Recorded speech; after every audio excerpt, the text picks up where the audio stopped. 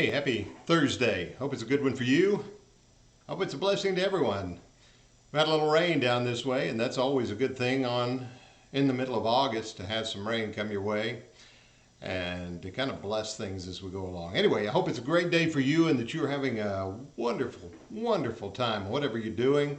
As I said, kids are back in school and celebrating that. We're hopeful that things will straighten out enough that maybe we don't have great problems keeping them in school and being able to stay in school as much as possible, and the learning that's there, whether that's a home school or a private school or the public schools or whatever it might be. We want the kids to grow up and learn, because you don't want them to turn out like some of the people we know. Anyway, I hope you're having a great Thursday, and just remember, blessings have come your way. Let blessings go to others around about you.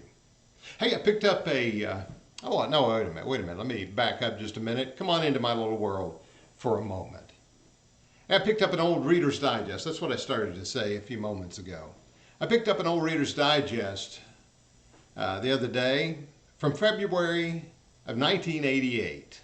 February 1988. So if you've got it, that Reader's Digest, you can look in there and see. But there's a little article in there. It's a paid article. And it is about giving your heart something, giving your heart a gift.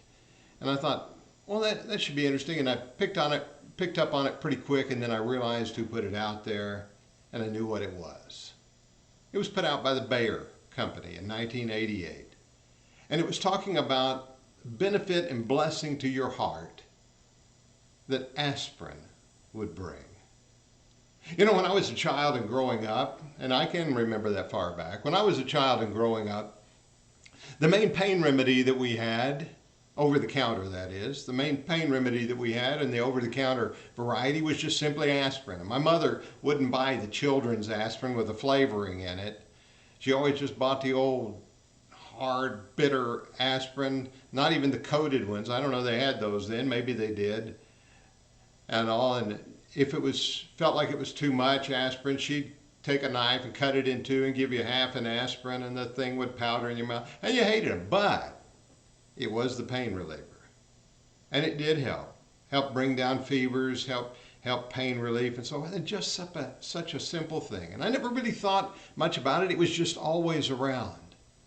But you know, the history of aspirin goes back a long way, back into ancient times, maybe as much as 1500 to 2000 or more years. They don't know exactly what it was. But we know that Hippocrates, in 400 years before the time of Christ, Hippocrates used salicylic acid, you know, as they would use willow and so forth, and they would get this extract and maybe make tea and so forth from it. And they found that it would relieve pain and lower fevers and so forth.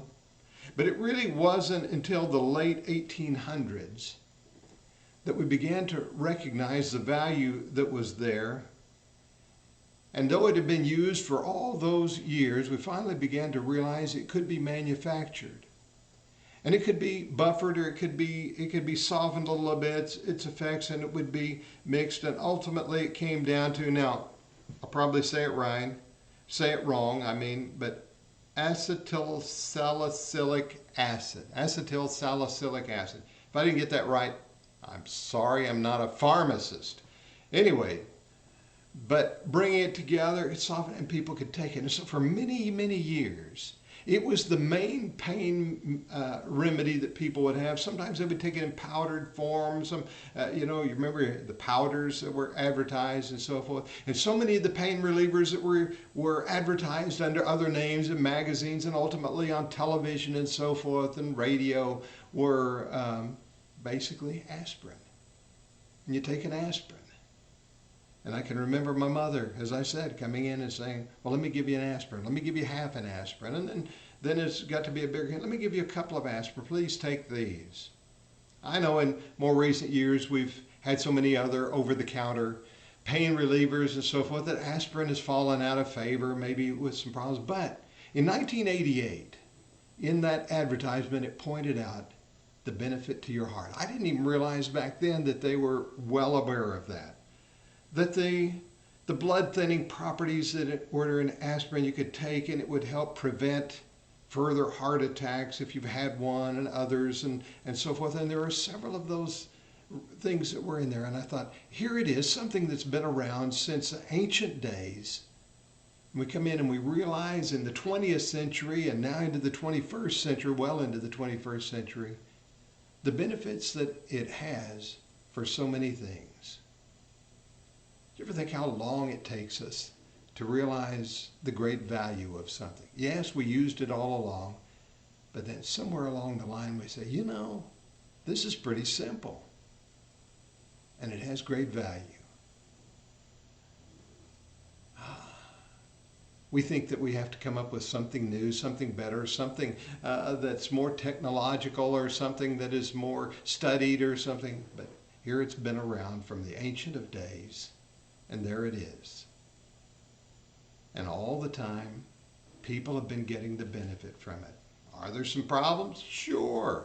Are there some other things that we can use that bring about some of the same? Yes, but we learned from this one.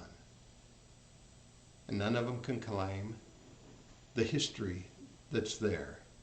You look it up, read the Wikipedia or study it, find the answers. It's all there and available to you, and all the things that it's gone through and the chemists that have studied it and all the studies. You know, I read somewhere that it is the most studied